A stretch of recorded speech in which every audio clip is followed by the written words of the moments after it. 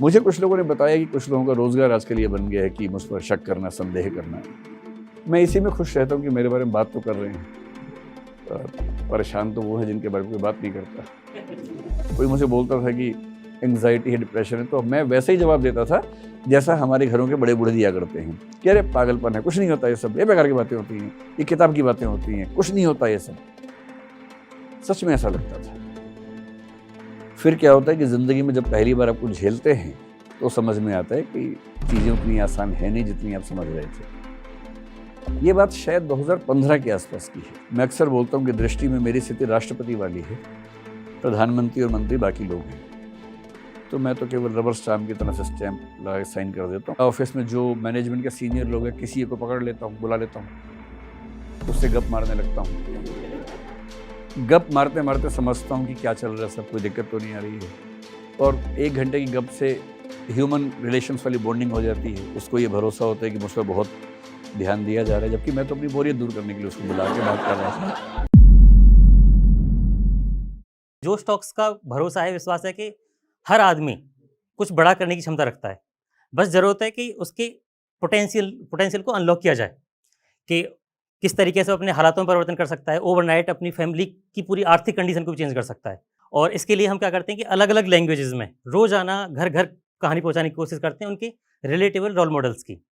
तो आज जो हम कर रहे हैं कि एक ऐसी ही कहानी, एक ऐसे शख्स से रूबरू होंगे और सिर्फ रूबरू नहीं होंगे, उनके साथ लगभग हम 3 से 4 घंटे टाइम स्पेंड करेंगे। उनकी पर्सनैलिटी ऐसी है कि उनका चार्म ऐसा है कि पूरे देश में लगभग रोज़ाना वो जो बातें करते हैं, सब कुछ काम छोड़ के वो कंटेंट कंज़्यूम किया जाता है। लोग उसको फ़ॉलो करते हैं, अपना आदर्श मानते हैं, उनकी उनकी नॉलेज को, उनके जीवन को। अ, इसके अलावा थोड़ा-सा और मैं उनके बैकग्राउंड के बारे में बात करूँ, तो एक स्टेटमेंट काफ़ी है कि जिस एज में लोग तैयारी करने का सोचते हैं, उस एज में वो पढ़ा रहे थे यूपीएससी के लोगों को। और एक उनकी बहुत पर्सनल जैसे एक वर्ड होता है बहुत पर्सनली चाहत, उनकी पर्सनली चाहत ये है कि पूरे देश के लोग लॉजिकल सोचें। जब भी वो किसी से बात करें तो उनकी बातों में दम हो, वो तर्क करें, कुतर्क नहीं करें। तो वेलकम करते हैं दृष्टि आईएएस के सीईओ, फाउंडर, एमडी डॉक्टर विकास दिव्यकीर्ति जी का।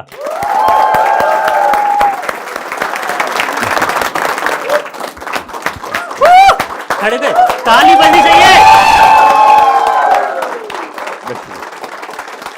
मेरा पहला क्वेश्चन है कि आपका जो सरनेम है दिव्यकीर्ति, इसके बारे में लोग बहुत अलग-अलग तरह की बातें करते हैं, अपनी-अपनी तरीके से व्याख्या करते हैं। मेरी भी क्या अलग है, मैं वो बताना नहीं चाहता। बताइए दिव्यकीर्ति के पीछे की कहानी आप बताइए। वैसे क्या-क्या व्याख्याएँ करते हैं लोग? मेरे को अपनी पता है कि जैसे मैंने हिस्ट्री पढ़ी है तो जो सम्राट अशोक था, हाँ, उन्होंने कुछ ऐसा पीस एग्ज़ैक्टली वर्ड नहीं लेकिन उसमें कीर्ति कोई वर्ड था, अच्छा। है ना? तो उन्होंने लगा लिया था, प्रकाश कीर्ति या कुछ ऐसा वर्ड था। प्रियदर्शी, यस प्रियदर्शी, मेरे को याद आ हाँ, गया, प्रियदर्शी प्रियदर्शी। वर्ड लगा लिया था कि तो इस क्या वजह है कि तो आपने मैं भी दिव्यकीर्ति यूज़ सम्राट की? अशोक हूँ अपने ज़माने का। ठीक है, तो मैं चाहता इसलिए हूँ अब स्टेज आप सँभालो जी, जी, जी, जी, और जी, आप जी, जी। इससे आगे सब कुछ लेके जाओ। जी, ठीक है, जी, डन, थैंक यू।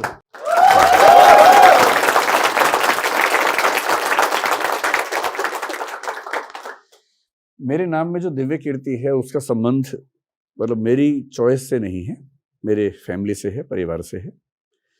मैं जिस परिवार से हूँ वो परिवार आर्य समाज को मानता है और आर्य समाज की एक विशेषता है कि वो जाति व्यवस्था को खारिज करते हैं। तो हमारी फैमिली में कास्ट सिस्टम काम ही नहीं करता है। हमारे बच्चों को परिवार में ये बताया भी नहीं जाता कि जाति क्या है, हम किस जाति से हैं। तो वो परंपरा कम से कम 3 पीढ़ियों से चली आ रही है। जो मेरे पेरेंट्स की जनरेशन थी, उस जनरेशन में बहुत सारे लोग साहित्यकार हैं। मेरे पिताजी भी साहित्यकार हैं। उनको हरियाणा के साहित्य अकादमी से कई अवार्ड्स मिले हैं, कई उपन्यास लिखे उन्होंने। तो उस समय उन साहित्यकार परिवार के लोगों में एक राय बनी कि बच्चों के हम कास्ट नेम तो नहीं लगाएंगे, तो क्यों ना कुछ मौलिक सा नाम रखें जो साहित्यिक सा हो। तो ऐसा हमारे पूरे खानदान में 3-4 परिवारों में हुआ। उनमें से एक हमारा परिवार था। तो हम 3 भाई हैं, मैं सबसे छोटा भाई हूँ और हम तीनों भाइयों के सरनेम अलग-अलग हैं। बड़े भैया का सरनेम मधुवर्षी है, दूसरे भैया का सरनेम प्रियदर्शी है, मेरा सरनेम दिव्यकीर्ति है। और वो मेरे पिताजी की और माताजी की साहित्यिक रुचियों का परिणाम है। जब मैं छोटा था तो मेरा नाम जब सरनेम लगाया गया तो चक्रवर्ती लगाया गया था। बाद में मेरे पिताजी को ये रियलाइज़ हुआ कि बंगाल में ये एक कास्ट नेम है। तो क्योंकि वो बंगाल में कास्ट नेम है और फिर कास्ट वाली फीलिंग ना आने लगे और क्षेत्रीय अनुभूति ना होने लगे कि बंगाल से मैं हूँ, तो फिर उन्होंने सोचा कि इसको बदलें, और तब मेरे एक मामा जी जो हंसराज कॉलेज में प्रोफेसर थे उस समय, डॉक्टर प्रशांत उनका नाम था, अब वो नहीं है, उनके बच्चों के नाम में दिव्य कीर्ति लगा हुआ था, तो उनसे बोरो करके हमने, मतलब मेरे पिताजी ने मेरे नाम को विकास दिव्य कीर्ति किया। और 10th क्लास से पहले की बात है, तो मेरे सारे सर्टिफिकेट्स में, मेरे पासपोर्ट में, मेरे ड्राइविंग लाइसेंस में नाम विकास दिव्य कीर्ति ही है। ये रखा हुआ नाम नहीं है, ये मेरा ओरिजिनल और लीगल नेम है।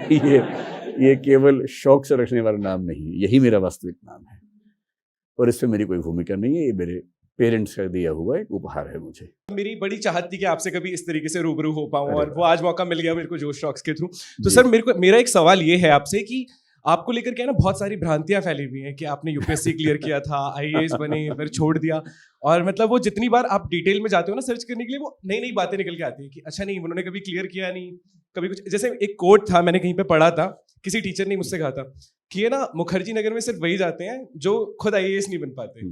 तो मेरे को आपसे जानना था, क्योंकि अब ये मौका मिला है, तो बिल्कुल सीधा मैं आपसे ही जानना चाहता हूँ। ठीक भी है, जब कोई दुविधा हो तो पूछ ही लेना चाहिए। ये बात सही है कि पिछले कई दिनों से ऐसी बातें मैं भी सुनता हूं कि ऐसी अफवाहें हैं, लेकिन अफवाहों का समाधान कहाँ करूं, कैसे करूं? तो मैंने कई साल के संकोच के बाद पहली बार पिछले साल एक इंटरव्यू दिया ललन टॉप को। उन्होंने भी ये सवाल मुझसे पूछा, आपने शायद वो देखा नहीं होगा क्योंकि मैंने उसमें इसका जवाब दिया हुआ है। जब उन्होंने मुझसे पूछा तो मैंने इसका जवाब वहाँ भी दिया, आज फिर दे देता हूँ। हालांकि मेरी व्यक्तिगत राय ये है कि मैं बहुत जवाब देने में यकीन नहीं रखता हूँ। किसी को मेरे बारे में गलत सोचना है तो मैं उसको पूरा मौका देता हूँ कि वो सोचे, न कि मैं उसको जवाब दे के उसको मतलब मैं क्यों उसको उसकी मौलिक कल्पनाओं से मुक्त कर दूं। अगर उसकी कल्पनाएं हैं, उसको मजा आ रहा है सोचने में, और यदि मेरे बारे में 4 गलत बातें बोलने से उसकी खुशी बढ़ रही है, उसका हैप्पीनेस इंडेक्स बढ़ रहा है, तो मैं क्यों उसकी खुशी कम करूं। लेकिन हाँ, सच ये है कि 1996 में जब मैं करीब 22 साल के आसपास का था, पहला अटेम्प्ट दिया था, मेरा सिलेक्शन पहले प्रयास में हो गया था यूपीएससी में। मैंने ललन टॉप में बताया था कि मेरा रोल नंबर क्या था, 97484 रोल नंबर था, 96 का अटेम्प्ट था, 384 रैंक मेरा आया था। फिल्म्स में सोशियोलॉजी विषय था, मेंस में सोशियोलॉजी और हिंदी साहित्य विषय थे।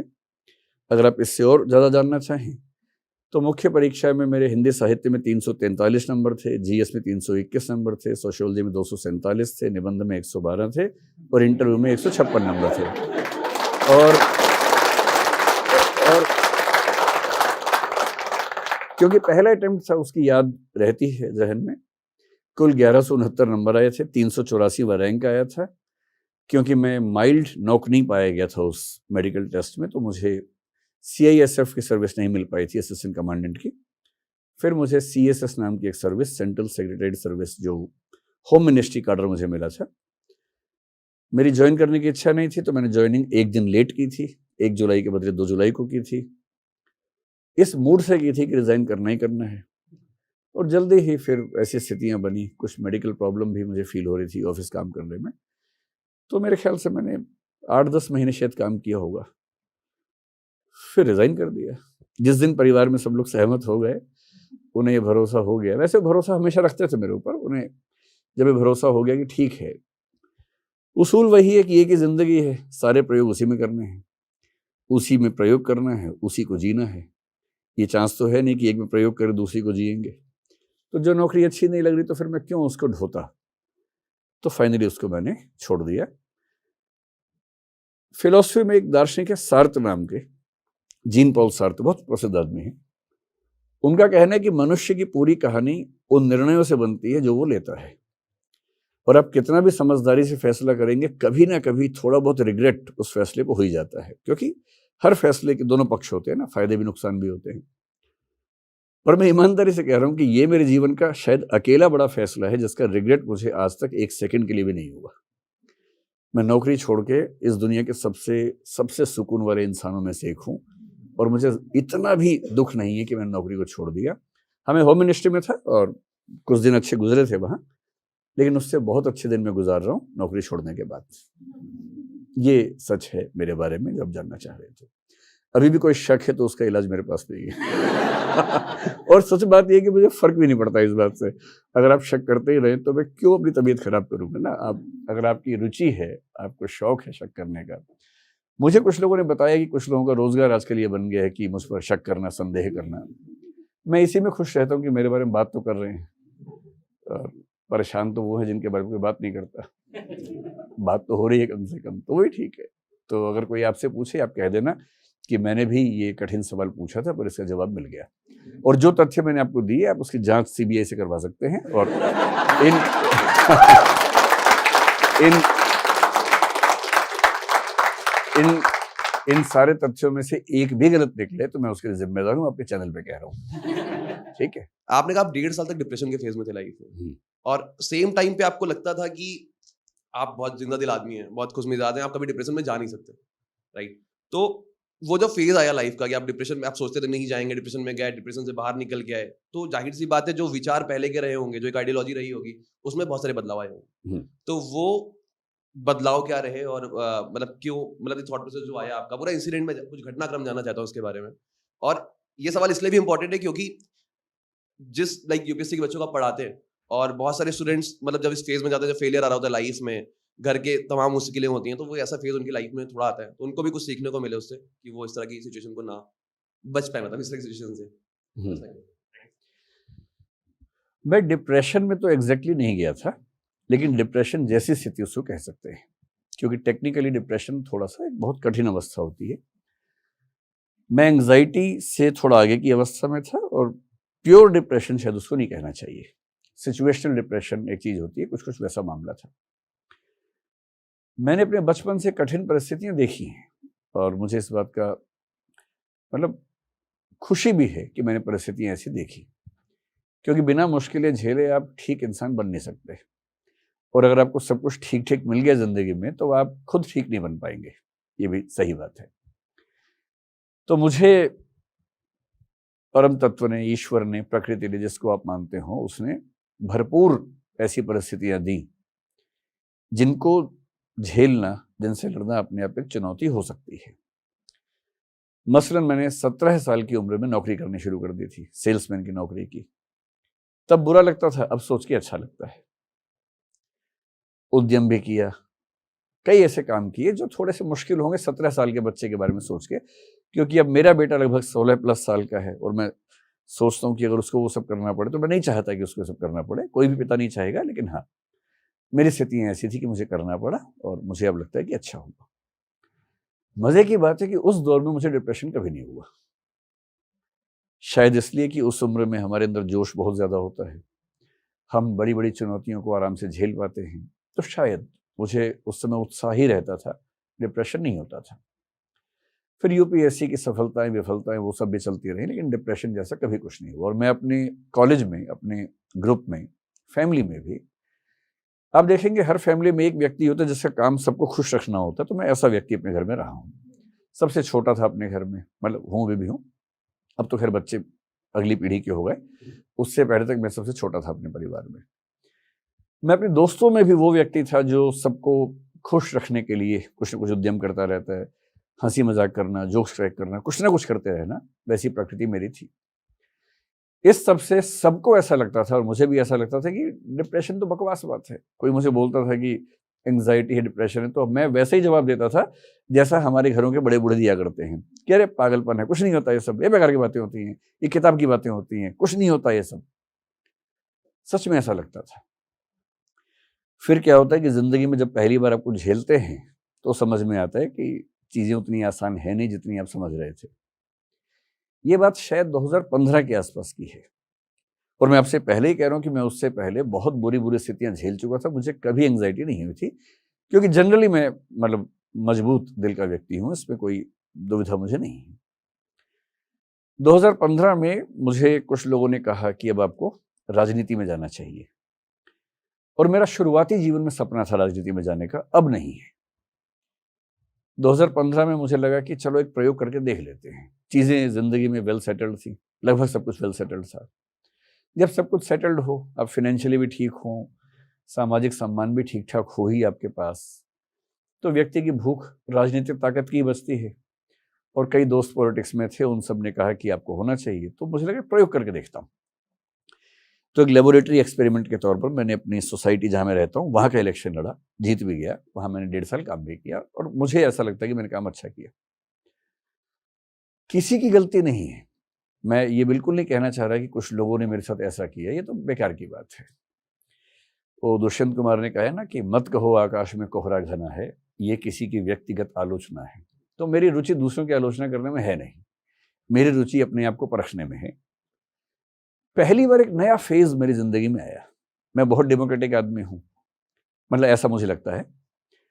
तो मैंने सोसाइटी में कोशिश की कि भाई जो भी डेमोक्रेटिक प्रोसेस है सारा ट्रांसपेरेंसी से होना चाहिए। व्हाट्सएप ग्रुप्स बनाए पूरी सोसाइटी के कि जो भी डिस्कशंस हो आमने सामने हों।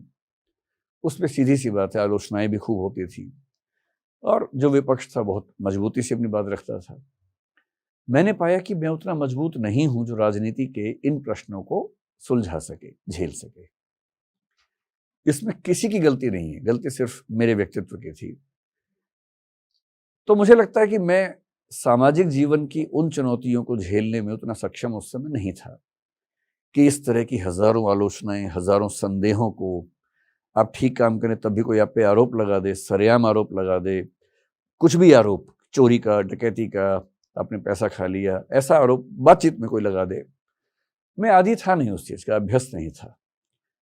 टीचर होने का एक बुरा पक्ष ये है कि टीचर क्लासरूम में तानाशाह की तरह होता है, कम से कम भारत में तो होता ही है, और तानाशाह के सामने कोई कुछ बोल नहीं पाता है। तो लंबे समय तक टीचिंग करने की वजह से मुझे बहुत आदत रही नहीं थी कि कोई मेरा बहुत खराब तरीके से विरोध करे और मैं उसको सुनूं, झेलूं, ऐसा अभ्यास नहीं था। तो मैं उस समय थोड़ा सा एंग्शियस होने लगा। मुझे इस बात से परवाह होने लगी कि इतने सारे लोग मेरे बारे में गलत सोचते होंगे, जबकि मैं अपने होशो हवास में कोई गलत काम नहीं कर रहा था, पूरी ताकत से अच्छा ही काम करना चाह रहा था। मैं जूझता रहा। जिस दिन मैंने वो पद संभाला उसके करीब 15 दिन के बाद मुझे तबीयत खराब होने लगी। इतनी खराब हुई कि मुझे कई चेकअप करवाने पड़े, MRI हुआ, CT स्कैन हुआ, पता नहीं क्या क्या हुआ, कुछ निकला ही नहीं, सब ठीक था। अंत में एक न्यूरो साइंटिस्ट ने, या आप कह सकते हैं न्यूरोलॉजिकल एक्सपर्ट ने इस बात को पहचाना और कहा कि आप एकदम फिट हैं, केवल आपको किसी बात की एंग्जाइटी परेशान कर रही है। तो मैंने बताया कि हाँ ऐसा हो सकता है। उन्होंने कहा आप 7 दिन के लिए मोबाइल फ़ोन छोड़ दीजिए। मैंने 7 दिन के लिए फ़ोन छोड़ा और उन 7 दिन में मुझे कोई दवाई नहीं खानी पड़ी। मुझे तो बड़ा सिंपल सा है, केवल फ़ोन छोड़ना है, पर फ़ोन छोड़ना आसान नहीं था। मेरा सारा काम धंधा उसी पे टिका हुआ था। तो धीरे धीरे समझ में आया कि अगर मैं इस दलदल से बाहर नहीं निकलूंगा तो मैं अपने साथ अन्याय कर बैठूंगा। डॉक्टर ने कहा कि अगर ये फेज लंबा चल गया तो आप दवाइयों के हैबिचुअल हो जाएंगे, ये ठीक नहीं है। तो काफ़ी लंबे विचार विमर्श के बाद ये तय हुआ कि जो गली मेरे लिए ठीक नहीं है उस गली में क्यों कदम रखना। तो फिर मैंने पूरे होशो हवास में अपना इस्तीफा दिया, ये कह के कि मेरे स्वधर्म के अनुकूल नहीं है, मेरे व्यक्तित्व के अनुकूल नहीं है कि मैं ये काम करूं। मैं अपनी ताकत से जो कर सकता हूं करता रहूंगा, लेकिन मैं इस पद पर रहकर ये काम करने के पक्ष में नहीं है। और बहुत इंटरेस्टिंग बात है, इस्तीफा देने के 6-7 दिन के बाद से दवाइयाँ छूट गई। उसके बाद से आज तक मैंने दवाई नहीं खाई उस चीज़ की। तो ये सिचुएशनल आप कह सकते हैं एंग्जाइटी डिप्रेशन था कि एक खास परिस्थिति ने मुझे वैसा बना दिया था। अब सवाल है कि इससे मैंने क्या सीखा या इसके कुल मिला के टेक अवेज क्या हैं।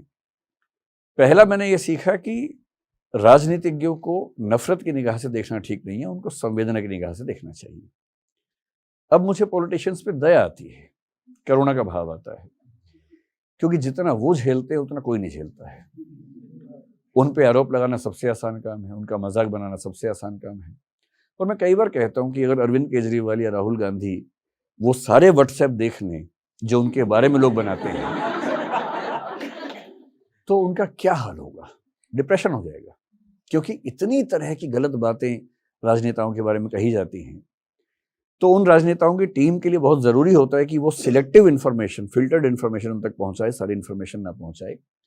तो पहला जो मेरा मिजाज बदला वो ये कि राजनेता बुरे नहीं है, राजनेता एक बहुत बड़ा पेन, बहुत बड़ा पत्थर अपनी छाती पे रखते हैं और हमें उनके प्रति संवेदनशील होना चाहिए।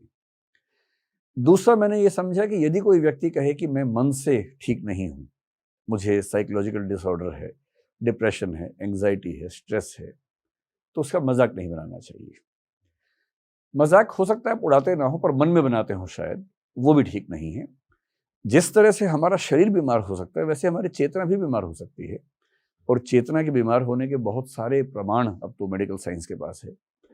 तो उसके बाद से जब मुझे कोई ऐसा व्यक्ति मिलता है जो डिप्रेशन की बात करता है तो मैं बहुत सचेत होकर, बहुत सहृदय होकर उसकी बात सुनने का प्रयास करता हूँ। ना सुन पाऊं तो किसी से बात करवाता हूं ताकि उसको थोड़ा सा सुकून मिल जाए।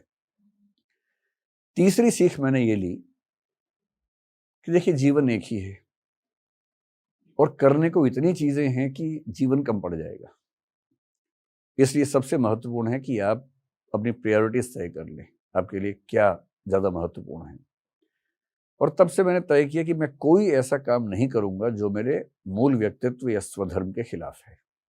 ऐसा कोई भी काम, चाहे वो उस समय पॉलिटिक्स थी, हालांकि अब तो मेरी स्किन इतनी थिक हो गई है कि अब शायद वो स्थितियां मुझे परेशान नहीं कर पाएंगी आज के समय में, उस समय करती थी।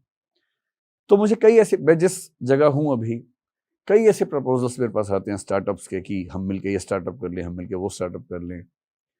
मुझे ये भी दिखता है कि वो चल जाएंगे, ऐसा नहीं कि नहीं चल पाएंगे, चल तो जाएंगे। और मैं अंत में एक ही वाक्य बोल के बात समाप्त करता हूं कि जीवन छोटा है, इसका एक दिन भी उस काम में नहीं लगाऊंगा जो काम मेरे मूल व्यक्तित्व के साथ नहीं चल सकता।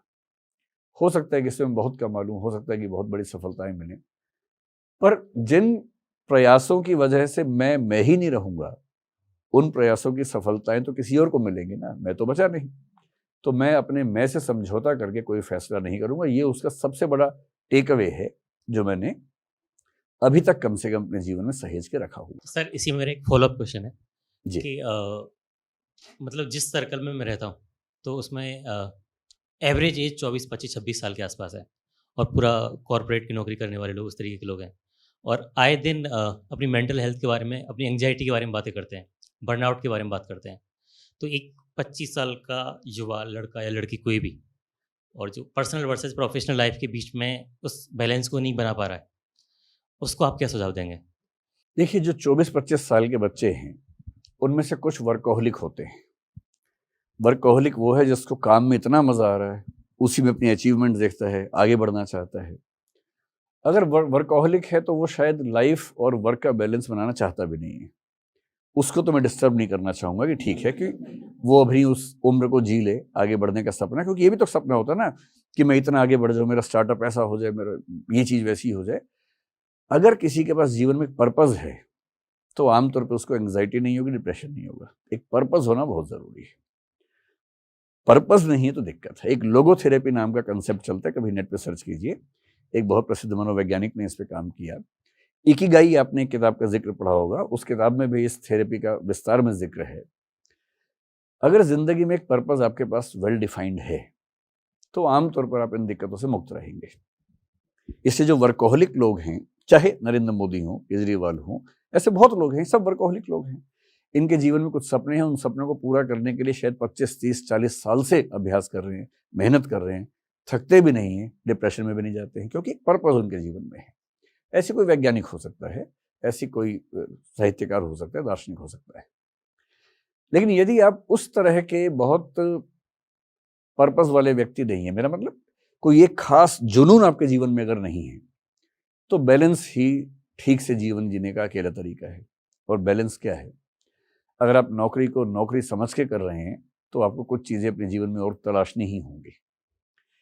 गुड़गांव में सबसे ज्यादा लोग, यंग लोग काम करते हैं, और गुड़गांव में स्टैंड अप कॉमेडियन का बिजनेस सबसे ज्यादा चलता है, क्योंकि वहां तनाव इतना ज्यादा है कि हंसी का बाजार सबसे ज्यादा वहीं पर है। हंसी का बाजार उन मोहल्लों में कभी नहीं मिलेगा जहां लोग वैसे ही हंस लेते हैं, जहां तनाव उतना नहीं है। यहाँ तनाव ज्यादा है तो हंसी एक उत्पाद है, एक प्रोडक्ट है, एक बाजार है। तो आप में से भी अधिकांश लोग भी शायद उसी उम्र के होंगे। मैं इतना ही कहूंगा कि जिंदगी को इस कोने या उस कोने पे मत जीना चाहिए, जिंदगी को बीच में जीने का प्रयास कीजिए।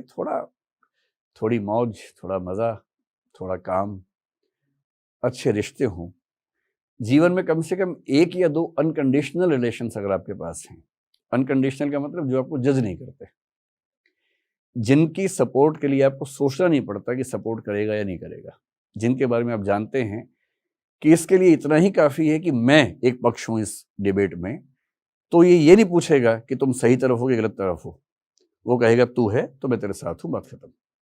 एक आध ऐसा रिश्ता होना बहुत ज़रूरी है। आमतौर पर माँ को ऐसा रिश्ता माना जाता है।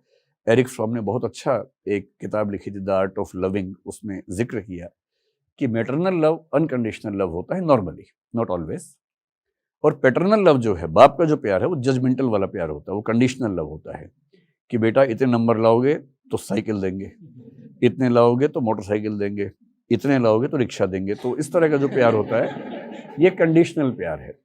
इसका मतलब ये नहीं कि सारे पिता कंडीशनल प्यार करते हैं, सारी माताएं इनकंडीशनल करती हैं। कभी कभी पिता भी इनकंडीशनल करते ही हैं, कभी कभी माताएं भी कंडीशन लगाती हैं। जनरल बात ये उन्होंने कही। आपको कंडीशनल प्रेम करने वाले हजारों लोग जीवन भर मिलते रहेंगे। आप जिस ऑफिस में काम करेंगे वहां भी कंडीशनल प्यार खूब मिलेगा। इस महीने तक टारगेट पूरा कर दिया, लो प्यार ले लो थोड़ा सा। सीधी सी बात है, ये दुनिया के हर ऑफिस में होता है ना। इस महीने टारगेट कम किया तो प्यार नहीं मिल पाएगा इस महीने। तो ये कंडीशनल प्रेम है, कंडीशनल लव है, जो दुनिया की हर सेटिंग में मिलता है, सबको मिलता है। ठीक है, जैसे पॉलिटिक्स में भी होता है कि तुमने इलेक्शन जितवा दिया, लो प्यार ले लो भाई। इलेक्शन नहीं जितवाए तो प्यार नहीं मिल पाएगा। लेकिन एक आध ऐसा कोना अपना ढूंढ के रखिए जहां कोई आपको इसलिए प्यार ना करे कि टारगेट पूरा हो गया, नौकरी मिल गई, पैसे तुम्हारे पास हैं, या तुम्हारे पास रसूख है, या तुम्हारे ट्विटर हैंडल पे 2000 फॉलोवर्स हैं, या तुम्हारे यूट्यूब पे 1 लाख सब्सक्राइबर्स हैं, जो इन सब को देख के प्यार ना करे, इन सब से इर्रिस्पेक्टिव होके आपसे प्यार करे। ऐसा एक भी रिश्ता जिंदगी में है तो जनरली आप डिप्रेशन में नहीं जाएंगे। डिप्रेशन में वो लोग जाते हैं जिनके पास आमतौर पर ऐसे रिश्ते नहीं होते, या उस समय कम से कम एक्टिव फॉर्म में नहीं होते हैं। तो काम कीजिए जम के, और काम को एंजॉय करने की कोशिश कीजिए।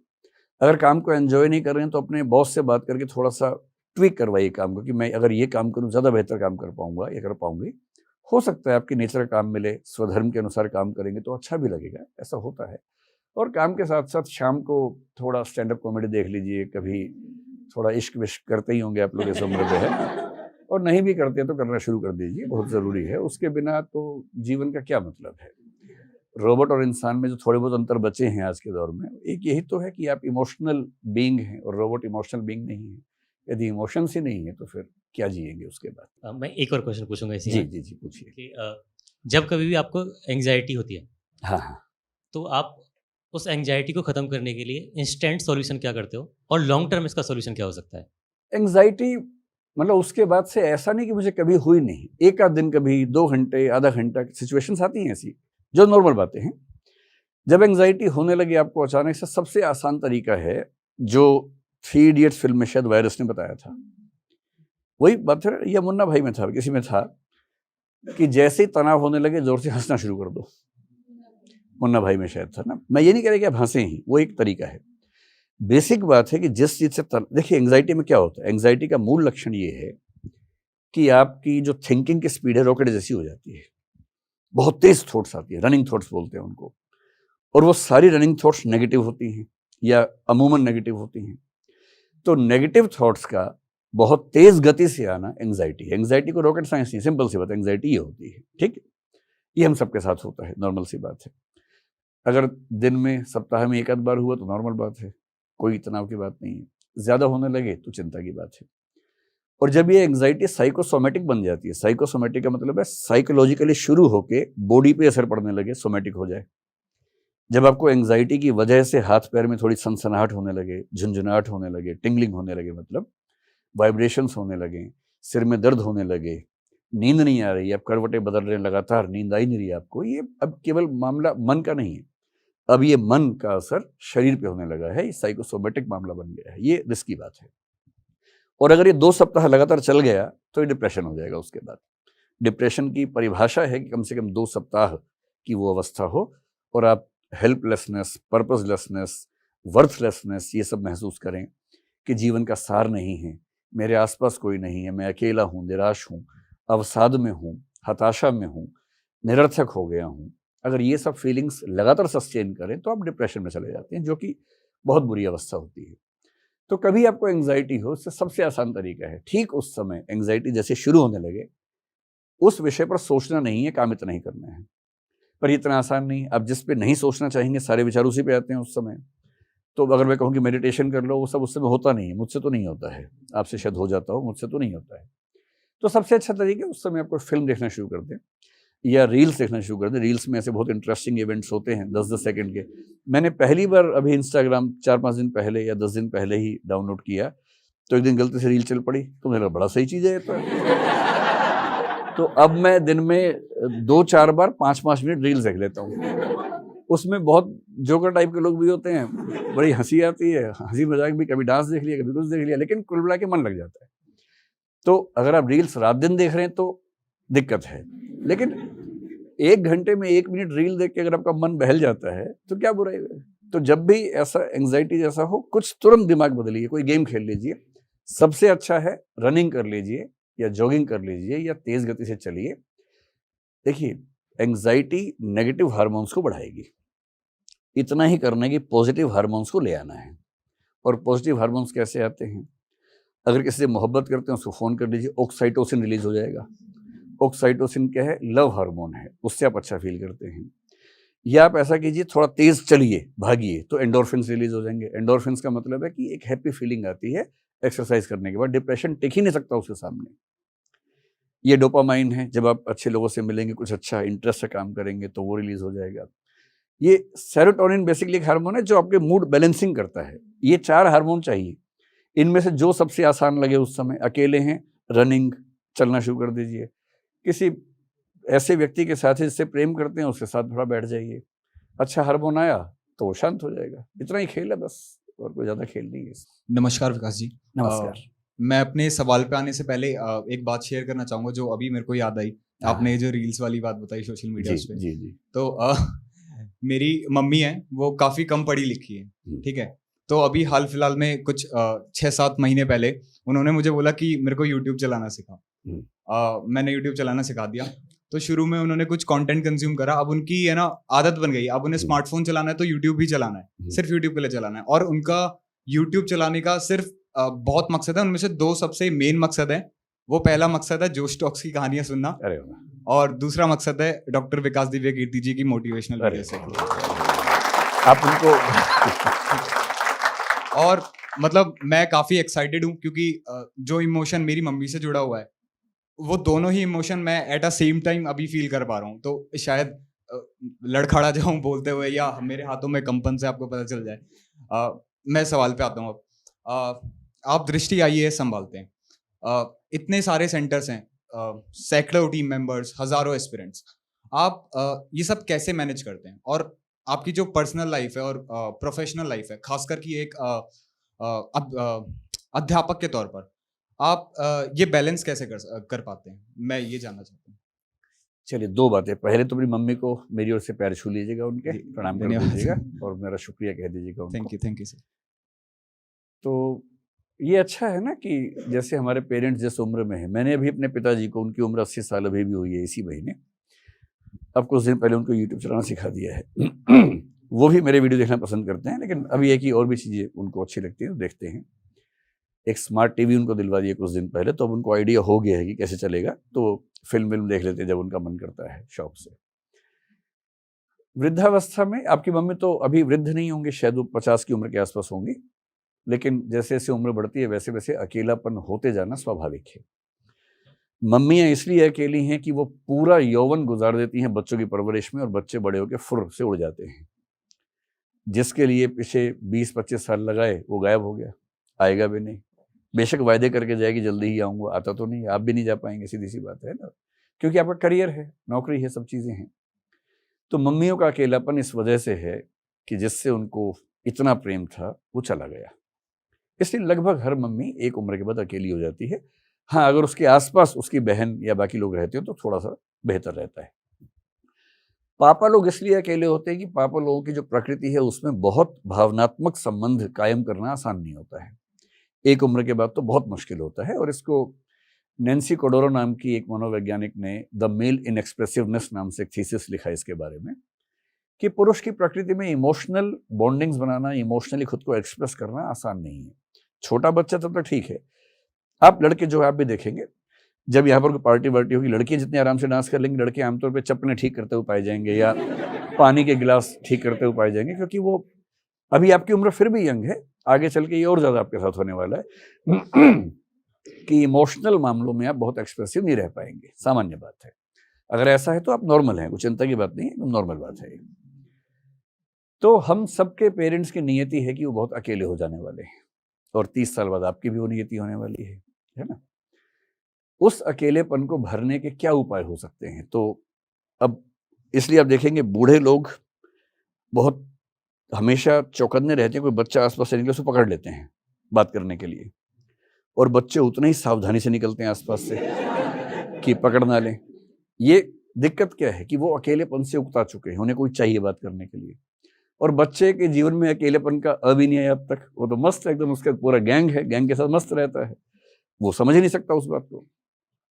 तो रील्स हो, यूट्यूब हो, सोशल मीडिया गालियां हर आदमी देता है, और देख देख के गाली देता है उसको, और गाली दूंगा और देखूंगा, इस तरह से चलता है। तो भाई अरे क्या दिक्कत है? अति की दिक्कत है ना, अति सर्वत्र वर्जयेत कहते ही हैं, अति मत कीजिए। लेकिन अगर मेरे पिताजी दिन में 1 से 2 घंटे टीवी या यूट्यूब देख के उनका मन बहल जाता है, आपकी माता जी को ऐसा होता है, तो इससे बेहतर क्या हो सकता है ना। तो सोशल मीडिया एक बहुत ही धन्यवाद करने वाली चीज़ है, और जोश टॉक्स की भूमिका इसमें सच में बड़ी है। दूसरी बात आपकी ये कि दृष्टि इतना बड़ा सेटअप है, आप कैसे संभालते हैं? सच बात तो ये कि अपने आप संभलता है, मैं संभालता नहीं हूँ, अपने आप संभल जाता है। और मुझे एक कहानी में बड़ा गहरा यकीन है, एक हमारे मित्र सुनाया करते थे वो कहानी। देखिए सच बात यह है कि इस दुनिया में एक भी व्यक्ति ऐसा नहीं है कि जिसके बिना दुनिया 1 सेकंड भी रुकने वाली है। ये एहसास बना रहे तो ठीक रहता है, वरना आदमी ज़्यादा धौंस में रहता है और एक दिन पता लगता है कि वो नहीं रहा। क्या हो जाता है उससे? कितने प्रधानमंत्री हमारे देश में, कितने राष्ट्रपति अमेरिका में, जिनके बारे में हम सोचते थे कि दुनिया चल नहीं पाएगी उनके बिना, वो चले गए, दुनिया चल रही है। तो एक कहानी मेरे दोस्त से सुनाया करते थे कि एक कुत्ता था, एक बैलगाड़ी के नीचे नीचे चल रहा था एक बार। तो काफी देर चलता रहा, उसको लगा बैलगाड़ी मेरे ऊपर ऊपर चल रही है, और धीरे धीरे उसको कॉन्फिडेंस हो गया कि बैलगाड़ी मेरी वजह से चल रही है। और बाद में उसने सबको धौंस दिखाने के लिए बोला, अब दिखाता हूं, वो रुक गया, तो बैलगाड़ी चली गई। ऐसी मैं दृष्टि चला रहा हूं, है ना। मैं नहीं चला रहा हूं भाई, मैं नहीं चला रहा हूं। 1200 लोग मैनेजमेंट में काम करते हैं, करीब 80 के आसपास टीचर्स हमारे साथ काम करते हैं। 1280 समझदार विवेकशील व्यक्ति हैं, अपने विवेक से अपना अपना काम संभाल लेते हैं। मेरा काम सिर्फ इतना है मुखिया होने के नाते कि जहाँ जहाँ कोई दिक्कत हो उसको ठीक कर देना। और हमने इस बीच में काफ़ी सीखा भी, क्योंकि मैंने मैनेजमेंट ऐसी पढ़ी नहीं है कहीं से। हालांकि मैंने IIT दिल्ली से मैनेजमेंट का एक छोटा सा कोर्स किया है, सर्टिफिकेट कोर्स किया है, पर वो तो मैंने अभी 2-3 साल पहले किया है, और कंपनी तो मैं 24 साल से चला रहा हूँ, तो इसका मतलब पहले उसके बिना ही चला रहा था। हमने मतलब पत्थर रगड़ रगड़ के चिंगारियाँ निकालना सीखा है। लाइटर हमें मिले नहीं कभी, माचिस मिले नहीं कभी, तो हमने चिंगारियाँ निकाल के सीखा और धीरे धीरे सीख गए।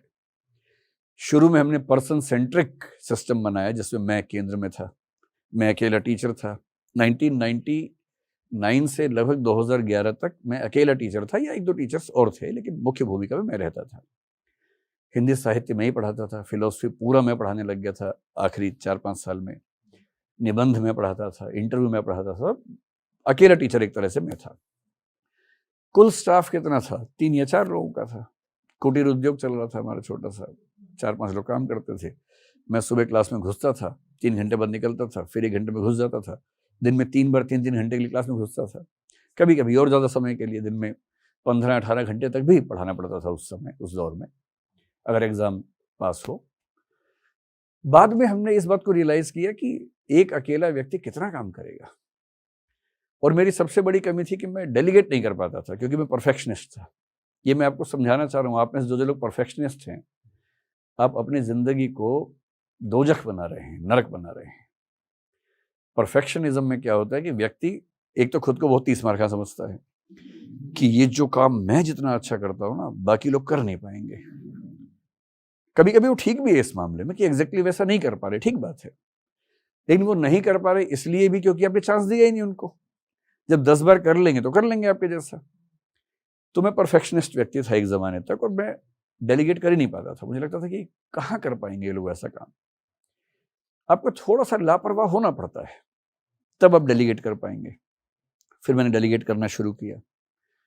अच्छे लोग मिलते गए, कारवा बनता गया, और अब तो स्थिति ये है कि लगभग सब कुछ मैंने डेलीगेट कर रखा है। मैं अक्सर बोलता हूँ कि दृष्टि में मेरी स्थिति राष्ट्रपति वाली है, प्रधानमंत्री और मंत्री बाकी लोग हैं।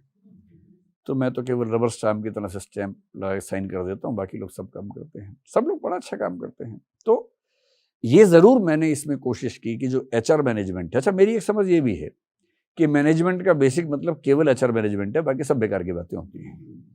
अगर आप एक बढ़िया टीम बना सकते हैं और उस टीम को साथ में लेके चल सकते हैं, बाकी सब अपने आप हो जाता है, कुछ नहीं करना है आपको। और एक अच्छा लीडर वो है जो अपने से अच्छे लोगों को साथ में ले आता है। अब जैसे हमारी मीडिया एक टीम है, उसमें मीडिया में जो व्यक्ति सर्वोच्च पद पे है वो मुझसे ज़्यादा जानता है मीडिया के बारे में, मैं कैसे जानूंगा उतना।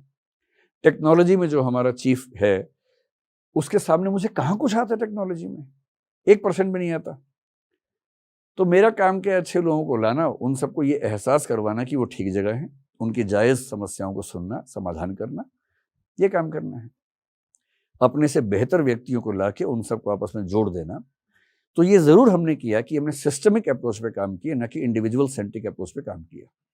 मैंने करीब 5 साल पहले दृष्टि का संविधान लिखा, जिसमें एम्प्लॉय हैंडबुक उसको हम बोलते हैं, सारे रूल्स रेगुलेशन छुट्टियों के और जो भी मतलब TA DA जो भी हो सकता है, अटेंडेंस वगैरह, वो सब हिंदी में भी इंग्लिश में भी सारे स्टाफ को प्रोवाइड करवाया था कि ये सिस्टम में आ जाए, SOPs के लेवल पर आ जाए।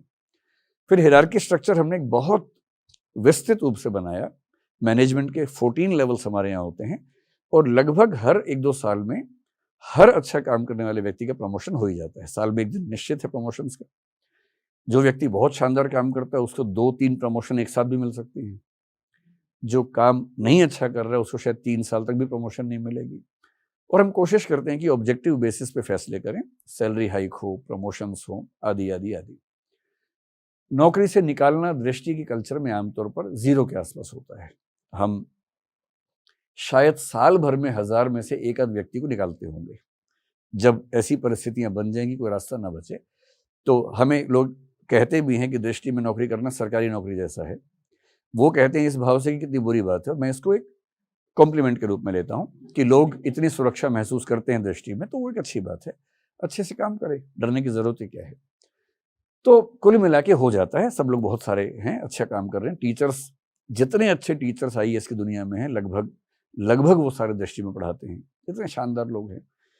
और ये ज़रूर है कि जब से मैं इस सब चीज़ों में उलझा हूँ, मुझे टीचिंग का टाइम कम मिलता है, जो मेरी पहली मोहब्बत है। मेरी पहली मोहब्बत टीचिंग है। क्लासरूम में चला जाता हूँ तो 3 घंटे मुझे लगता है कि मैं स्पिरिचुअल स्थिति में हूँ, मेडिटेशन कर रहा हूँ। वो कम हो गया है क्योंकि मुझे काम नहीं करना पड़ता, लेकिन हर समय चौकन्ना रहना पड़ता है कि कभी कोई दिक्कत आई तो सॉल्व करना पड़ेगा। दिक्कत आमतौर पे आती नहीं है। उदाहरण से समझना हो तो ट्रेन में जाएंगे तो एक चेन लगी होती है ऊपर खींचने वाली, तो मैं दृष्टि में वो चेन हूँ। ट्रेन चल रही है, जब तक चेन नहीं खींचेगी ट्रेन चलती जाएगी। चेन खींचेगी तो काम करना पड़ेगा। चेन खींचती है हफ्ते में एक आध बार, तब मैं संभाल लेता हूँ, पर वो चेन कब खींचेगी पहले पता नहीं होता। तो चौकन्ना रहना होता है 24/7। जब चेन खींचती है मैं एक्टिव हो जाता हूँ। और ऐसे दुनिया चल रही है। दुनिया में कोई ऐसा नहीं कि उसकी वजह से दुनिया चल रही हो। बैलगाड़ी चल रही है तो नीचे नीचे हीरो बन जाते हैं। सर मेरा ना इसी में एक फॉलोअप क्वेश्चन है कि जैसे आपने परफेक्शन वर्सेस डेलीगेशन की बात करी, तो डेलीगेट करने के बाद दृष्टि लगातार बहुत ऊंचाइयां छू रहा है, जो कि बहुत ही अच्छी बात है क्योंकि आपने बहुत अच्छी टीम बनाई। इसके अलावा आप अपने, क्योंकि आप काफ़ी फ्री हो गए होगे फिर है ना, तो आप अपने दिन को प्रोडक्टिव कैसे करते हो? आपका पूरा दिन दिखता कैसे है? सुबह से लेके रात के सोने तक आप अपने दिन पूरे टाइम को प्रोडक्टिव कैसे बनाते हो? जहाँ तक बात है कि मैं अपना दिन कैसे मैनेज करता हूँ, आप शायद सुनना चाह रहे हैं कि मैं सुबह 5 बजे उठ के सैर पे जाता हूँ और मेरे साथ साथ 2 लोग चलते हैं, मुझे रिपोर्ट देते हैं दिन भर की। ऐसा कुछ नहीं होता है मेरे जीवन में।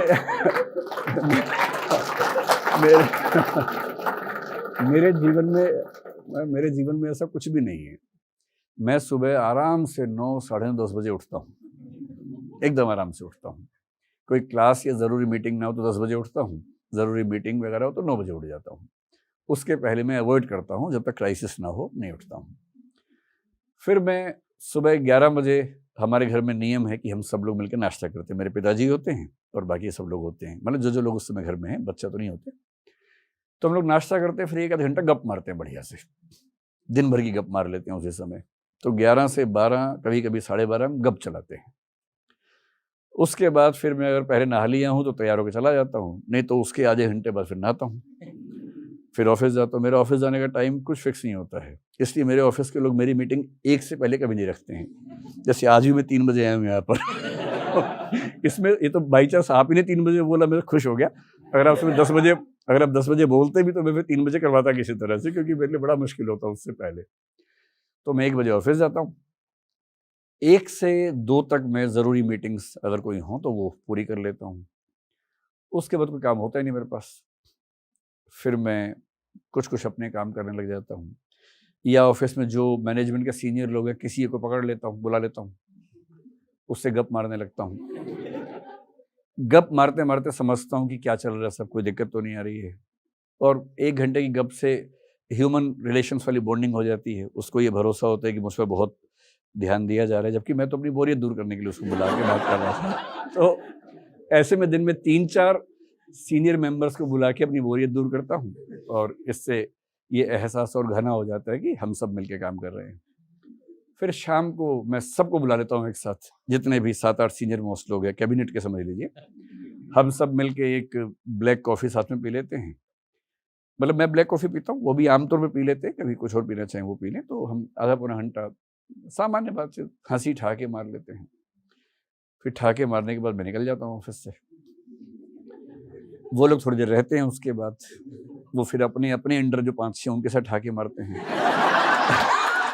और इस तरह से हमारा काम चल जाता है। और महीने 2 महीने में टीचर जितने भी हैं एक सेंटर पे, उन सबको बुला लेता हूँ डिनर पे, फिर हम वहाँ ठहाके मार लेते हैं, वो सब भी खुश रहते हैं।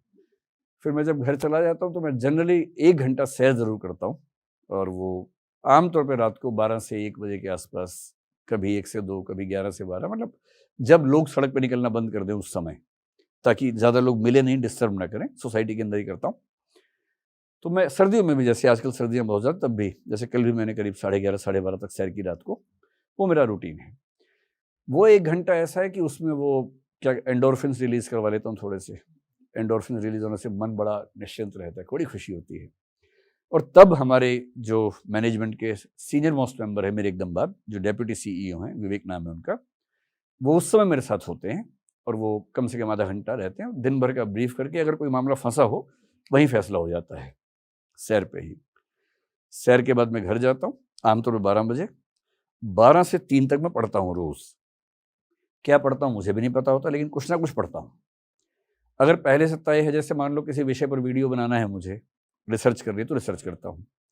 कभी कभी ऐसा होता है कि रिसर्च का कोई इमीडिएट टॉपिक सामने नहीं है, तो मैं कोई भी किताब, मेरे पास मतलब उस स्टडी रूम में करीब 1,500 बुक्स होंगी मेरे ख्याल से, तो उनमें से कोई एक बुक उठा लेता हूँ जो मुझे लगता है कि इस समय पढ़ना ठीक रहेगा, या नेट पे ही कुछ निकाल लेता हूँ। 3 बजे मैं पढ़ने के बाद सोता हूँ, ये मेरा सामान्य रूटीन है। अगर मैं 2-3 घंटे रात को ना पढ़ूँ तो मैं बेचैन हो जाता हूँ, एंग्जाइटी होने लगती है।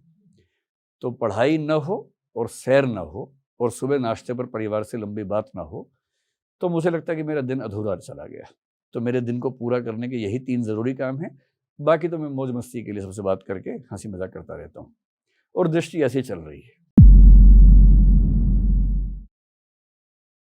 सरकारी स्कूलों की शिक्षा व्यवस्था कैसी है हम सबको पता है, और इसलिए जब आप सब अपने बच्चों को अंग्रेजी माध्यम के ही स्कूल में भेजेंगे और आज से 30 साल बाद फिर मुझसे पूछेंगे कि हिंदी का रिजल्ट अच्छा क्यों नहीं आ रहा है, तो मैं कहूँगा इसकी वजह केवल मैं नहीं, इसकी वजह UPSC की तैयारी करने की प्रक्रिया नहीं। मेरी शुरू से ये धारणा रही है कि कोई अच्छा कॉलेज इसलिए अच्छा नहीं होता कि वहाँ टीचर्स अच्छे हैं, वो इसलिए अच्छा होता है क्योंकि वहाँ बच्चे अच्छे होते हैं।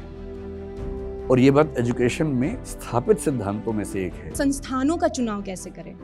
जो बहुत बड़े हैं, फेमस हैं, वो उनके बजट में नहीं है, और जो उनके बजट में है, अफोर्डेबल है, तो एक धारणा बनी हुई है कि ये वो उस लेवल का इन डेप्थ नॉलेज या वो माहौल जो उन इंस्टीट्यूट्स में मिल सकता है वो नहीं मिल पाएगा। ऐसे में बीच का रास्ता क्या हो सकता है ऐसे विद्यार्थियों के लिए? अब क्योंकि इस मामले में खुद भी एक पार्टी हूँ, तो अच्छा अच्छा तो नहीं लगता कि मैं इसका जवाब दूं, क्योंकि मैं जो भी जवाब दूंगा उसमें बायस आप देख पाएंगे, शायद बायसनेस का स्कोप बनता है इसमें। पर मेरी सामान्य समझ इस मामले में ये है कि आपकी कहानी में भी एक चीज़ मतलब समझने को मिलती है कि आप पहले पॉलिटिक्स की तरफ किसी ने सजेशन दिया तो पॉलिटिक्स में ट्राई करने का सोचा, इलेक्शन वो लड़ा सोसाइटी का, देन यूपीएससी किया, उसको 9 महीने किया और फिर उसको छोड़ दिया और फिर टीचिंग में आ गए। तो मुझे लगता है कुछ लोगों का ये प्रोसेस बहुत लंबा हो जाता है कि ट्राई करते रहते हैं, उस चक्कर में ज़िंदगी बीत जाती है, पता ही नहीं चलता करना क्या चाहते हैं। लेकिन आप कुछ सलाह देना चाहते हैं इस बारे में कि आप मतलब कैसे पता करे इंसान कि एक्चुअल में वो क्या करना चाहता है, या फिर उसको वो चीज़ करेगा तो सेटल हो जाएगी, या सेटल या फिर वही। ये बड़ा मुश्किल सवाल पूछ लिया आपने, लेकिन बहुत ज़रूरी सवाल भी है।